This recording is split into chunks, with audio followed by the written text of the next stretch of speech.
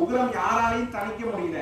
தேவர்கள் மூவர்கள் எல்லாம் போய் நரசிம்மருடைய உக்ரத்தை தணிக்கணும்னு சொல்லும் பொழுது யாராலையும் அவர் கிட்ட நெருங்க கூட முடியல. அப்ப சிவபெருமான்கிட்ட போய் எல்லாம் பிரார்த்தனை பண்றாங்க. சிவபெருமான் என்னவா பண்றார்? சரபபக்ஷி அப்படின்னு சொல்லக்கூடிய சரபேஸ்வரரா அவதாரம் பண்றார். சரபம்னா சிங்கத்தினுடைய உடல், சிங்கத்தினுடைய தலை, கழுகனுடைய ரெக்கை, குதிரையினுடைய மயிலுடைய வால், அந்த மாதிரி ஒரு 5 விதமான மிருகங்களை கலந்து ஒரு அவதாரம். நரசிம்மருடைய உக்ரமான அவதாரம். ஒரு முல்லை காலில் குதிச்சுன்னா என்னவா எடுக்கணும்? கட்டை விட்டு எடுக்க முடியுமா? இன்னொருடைய முள்ளாலதான் குத்தி எடுக்கணும். அப்போ உக்ரமான நரசிம்மரை அதை விட உக்ரமா இருக்கணும். ஒருத்தர் சண்டை போறான்னு வச்சுக்கோங்க, ஒரு ஊர்ல ஒரு சண்டை நடக்குது. அந்த சண்டையை விளக்கணும்னா சமாதானம் பண்ணக்கூடாது. சண்டை போறவன் ஓங்கிட்டு ஒரு அடி அடிச்சு நீ ஒரு பக்கம் போ, நீ ஒரு பக்கம் போன்னு சொன்னாதான் அந்த சண்டை சரிக்கு வரும். அந்த மாதிரி அந்த நரசிம்மருடைய உக்ரத்தை தணிக்கணுன்றதுக்காக சிவபெருமான் சரபமூர்த்தியா அவதாரம் பண்றார்.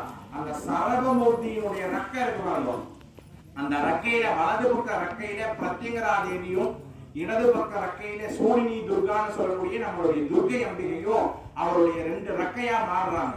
ஏன் அப்படின்னு கேட்டீங்கன்னா, சிவபெருமானால மட்டும் ஒரு சக்தியை உருவாக்க முடியாது, அன்னையினுடைய அனுகிரகம் வேணும். அதனால காளி தேவியும் துர்கா தேவியும் அவதாரம் எடுக்கிறார். இவர் சோழினி துர்காவாக அவதாரம் எடுக்கிறார்.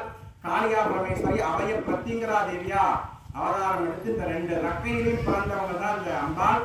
அப்படிப்பட்ட அமாவாசை காலத்துல இந்த அம்பிகைக்கு காஞ்ச மிளகாவால, எதனால காஞ்ச மிளகாவால யாகம் பண்ணுவாங்க.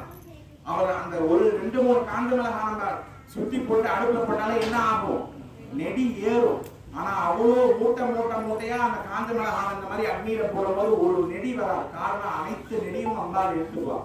நம்ம தலையை சுத்தி இந்த அமாவாசை, அடுத்த அமாவாசை தோறும் நம்ம ஆலயத்தில் நிகும்பலா ஹோமம் நடக்கும். நிகும்பலா ஹோமம்னா ராவணனுடைய தம்பி ராமனை ஜெயிக்கணும்ன்றதுக்காக பத்திரகாளி கிட்ட நிகும்பலா ஹோமம் பண்ணார்.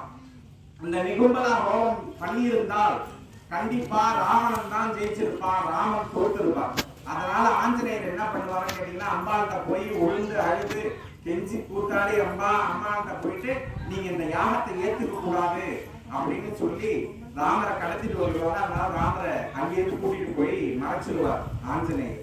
அப்படி இந்த பிரத்திங்கரா ஹோமத்துல கலந்துகிட்டவங்களுக்கு வெற்றி நிச்சயம். அதை யாராலையுமே தடுக்க முடியாது. புராணமே மாற்றி எழுதியிருக்கப்பட்டிருக்கும்.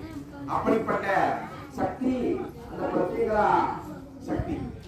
அப்படிப்பட்ட பிரத்யங்கரா ஒரு ஹோமம் நடக்க போது மனசார பிரார்த்தனை பண்ணிக்கணும். கந்திருஷ்டி இந்த மாதிரி செய்வனைகள்லாம் நமக்கு இருக்கக்கூடாது. கெட்ட பில்லி சூன்யம் மந்திரம் மாயங்கள்லாம் நம்ம விட்டு போகணும்னு பிரார்த்தனை பண்ணிக்கணும்.